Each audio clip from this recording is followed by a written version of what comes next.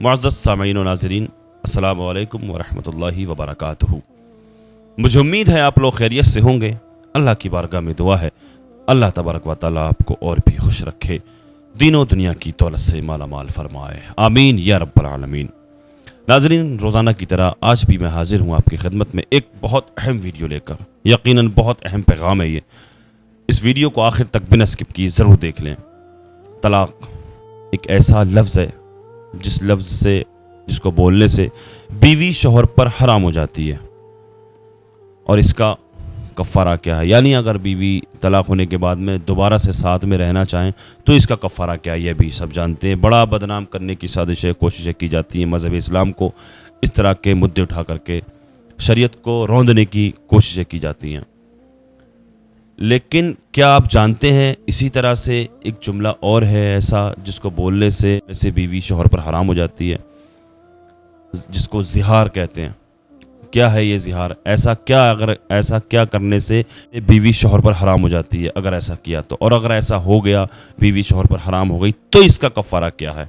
अगर ऐसा किया तो बीवी शौहर पर हराम हो जाती है, ऐसा क्या है?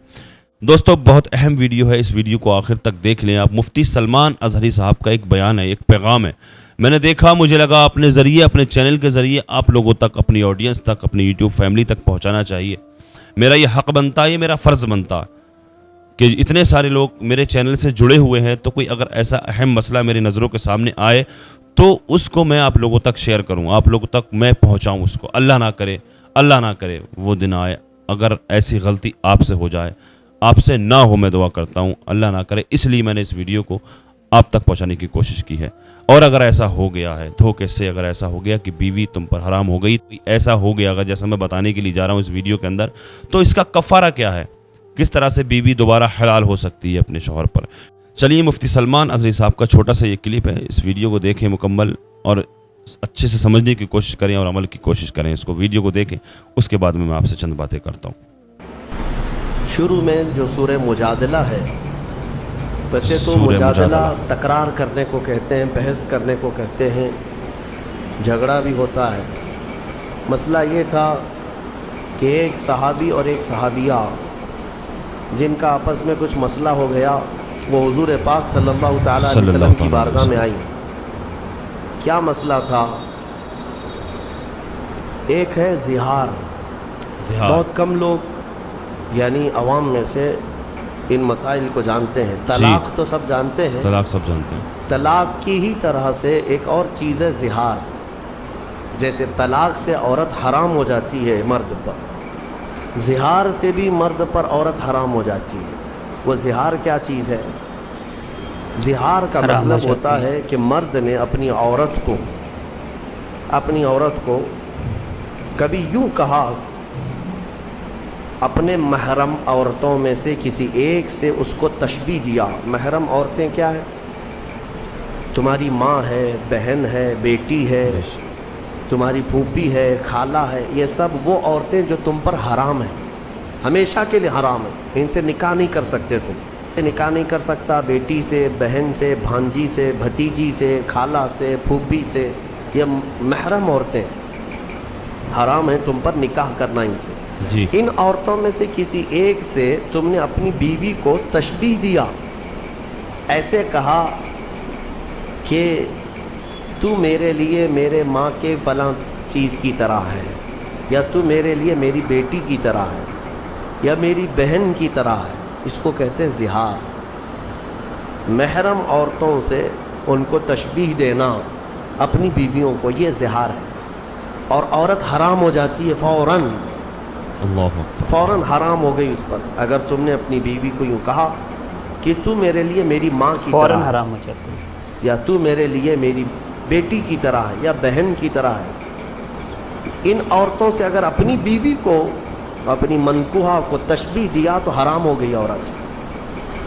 एक सहाबी का एक सहाबिया के साथ ऐसा मामला हुआ।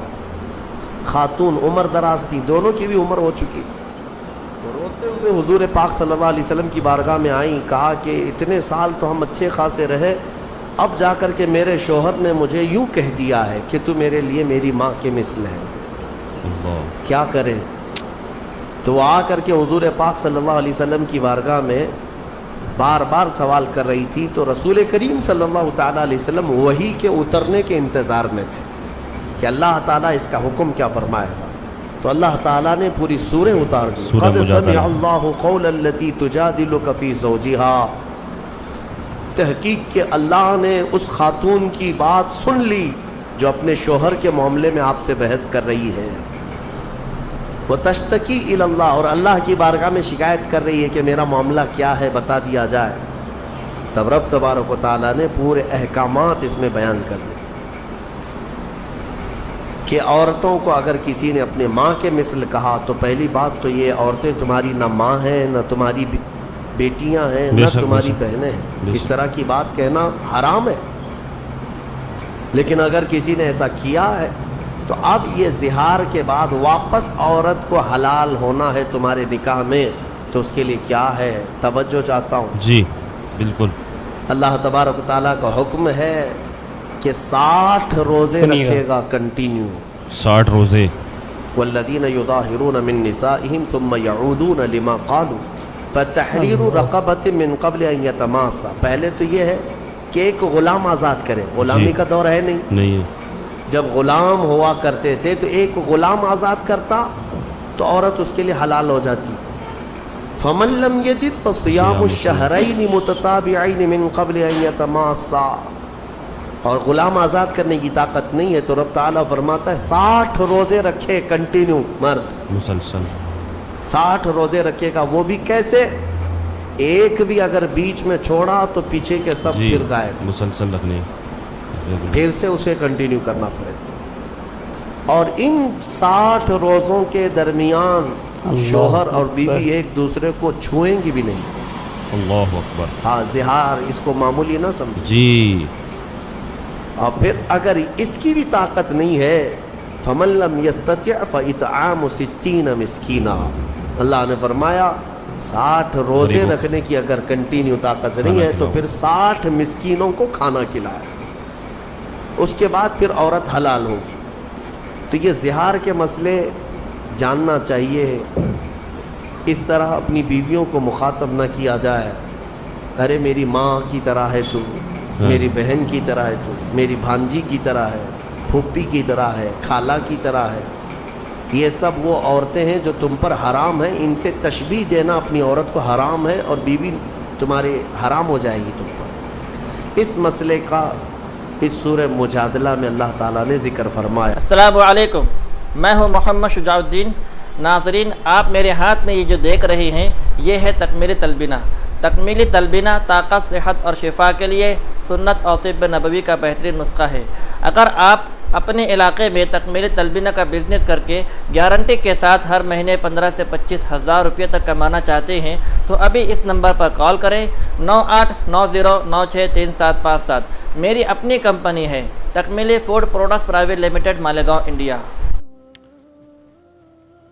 اس طرح کے چھوٹے چھوٹے مسئلے جن کو نظر انداز کر دیا جاتا ہے، لگتا ہے کہ چھوٹی سی بات ہے لیکن وہ بہت بڑی بات ہو جایا کرتی ہے. شریعت اپنے باپ کے گھر کی نہیں ہے، رسول پاک کے گھر کی ہے. بیہودہ باتیں کرتے نظر آتے ہیں. ارے ہاں ایسا کیسے، ایسا ہی ہے، ایسا ہی ہے. کم علمی والے لوگ اس طرح کی بات کرتے نظر آتے ہیں. مجھے امید ہے آپ لوگ سمجھ گئے ہوں گے مسئلے کو، اور اللہ پاک عمل کی توفیق عطا فرمائے. اس طرح سے اللہ نہ کرے اگر بہت سے لوگ بیوی کی محبت میں اور اس طرح کے جملے بول دیا کرتے ہوں گے. شاید ہو سکتا ہے بھیا، اللہ نہ کرے، ہم نے تو ایسا کبھی دیکھا نہیں ہے کسی کو بولتے ہوئے، لیکن اللہ نہ کرے. کیونکہ جب ایک صحابی نے بول دیا، صحابی کی زبان سے اس طرح سے نکل گیا، تو ایک ہمارے عام لوگوں کی زبان سے بھی اس طرح سے نکل سکتا ہے. تو اس لیے مجھے لگا یہ پیغام آپ لوگوں تک پہنچانا چاہیے. میرے چینل کے ذریعے لوگ، میری آڈینس تک یہ پیغام پہنچنا چاہیے. اللہ نہ کرے کبھی دھوکے سے یہ بات زبان سے نکل جائے کہ تو میری بہن کی طرح ہے، کہ تو میری بیٹی کی طرح ہے، کہ تو میری فلاں میری محرم کی طرح ہے. اس طرح سے غور و فکر کرنے کی ضرورت ہے. اس طرح کے جملوں سے بچنے کی ضرورت ہے. اللہ کی بارگاہ میں دعا ہے اللہ تبارک و تعالی ہمارا آپ کو دین کی صحیح سمجھ عطا فرمائے، نیک عمل کرنے کی توفیق عطا فرمائے، گناہوں سے بچنے کی توفیق عطا فرمائے، گناہوں سے بچ کر سچی توبہ کرنے کی توفیق عطا فرمائے. دنیا کے تمام مسلمانوں کی عزت و آبرو کی، جان اور مال کی حفاظت فرمائے. دنیا میں جہاں جہاں پریشان مسلمان ہیں سب کی پریشانیوں کو دور فرمائے. اللہ پاک جو بے روزگار ہیں ان کو نیک جائز روزگار عطا فرمائے، جو بے اولاد ہیں ان کو نیک صالح اولاد عطا فرمائے، جو صاحب اولاد ہیں ان کی اولادوں کو نیک صالح بنائے، جو بیمار ہیں اللہ پاک ان کو شفا عطا فرمائے۔ خصوصیت کے ساتھ ابھی جو لوگ اس ویڈیو کو دیکھ رہے ہیں، ہم سب میں سے کوئی بھی اگر بیمار ہے، کوئی بھی اگر کسی بھی مرض میں مبتلا ہے، ہم سب کے عزیز و اقارب، محبین، متعلقین، احباب، سب کو جملہ امراض سے شفا یابی عطا فرمائے۔ دنیا بھر میں جہاں جہاں مسلمان بے قصور جیلوں میں قید ہیں، اللہ پاک ان سب کو باعزت رہائی عطا فرمائے۔ جو بے جا مقدمہ بازیوں میں پھنسے ہوئے ہیں، اللہ پاک ان کو اس سے چھٹکارا نصیب فرمائے۔ خصوصیت کے ساتھ مفتی سلمان اظہری صاحب کو اللہ پاک باعزت رہائی عطا فرمائے، اور مولانا قمر غنی عثمانی صاحب کو اللہ پاک باعزت رہائی عطا فرمائے۔ ہمارے علماء کی مدارس کی، خانقاہوں کی، مساجد کی اللہ پاک حفاظت فرمائے۔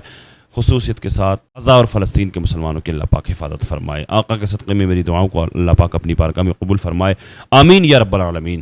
السلام علیکم ورحمۃ اللہ وبرکاتہ۔